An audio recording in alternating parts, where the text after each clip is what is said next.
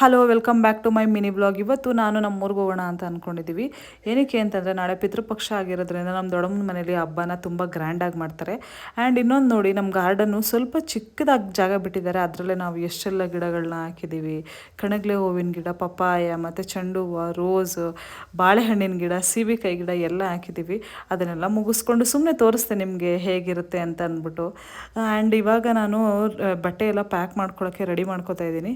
ಬಟ್ಟೆ ಎಲ್ಲ almost all pack ಆಯಿತು. ನೆಕ್ಸ್ಟ್ ಸ್ನಾನ ಮಾಡ್ಕೊಂಡು ನಾನು ರೆಡಿಯಾಗಿ ನೆಲ್ಲಿಕಾಯಿ ತಿನ್ನೋಣ ಅಂತಂದ್ಬಿಟ್ಟು ತಿಂದರೆ ತುಂಬ ಹುಳಿ ಫ್ರೆಂಡ್ಸ್, ಬೆಟ್ಟದ ನೆಲ್ಲಿಕಾಯಿ. ನನಗಂತೂ ಒಂಥರ ಅನಿಸ್ಬಿಡ್ತು. ನೆಕ್ಸ್ಟು ನಾನು ಹೊರಟಿದ್ದು ಮನೆಯಿಂದ ಹೊರಟೆ ಊರ ಕಡೆ ಹೋಗೋಕ್ಕೆ ಏನೋ ಒಂಥರ ಖುಷಿ ಆಗುತ್ತಲ್ಲ. ನಮ್ಮೂರು, ನಮ್ಮ ನೀರು ಅಂತಂದರೆ ನನಗಂತೂ ತುಂಬ ಖುಷಿ ಆಗುತ್ತೆ. ನೆಕ್ಸ್ಟು ನಾನು ಮಂಡ್ಯಗೆ ಬಂದುಬಿಟ್ಟೆ. ಫೈನಲಿ ಮಂಡ್ಯಕ್ಕೆ ಬಂದು ಮನೆಗೆ ಬರ್ತೀನಿ. ಮನೆ ತುಂಬ ಜನ, ನಮ್ಮ ಫ್ಯಾಮಿಲಿಯಲ್ಲಿ ಯಾವಾಗಲೂ ಆಲ್ಮೋಸ್ಟ್ ಆಲ್ ಮನೆ ತುಂಬ ಜನನೇ ಇರ್ತಾರೆ.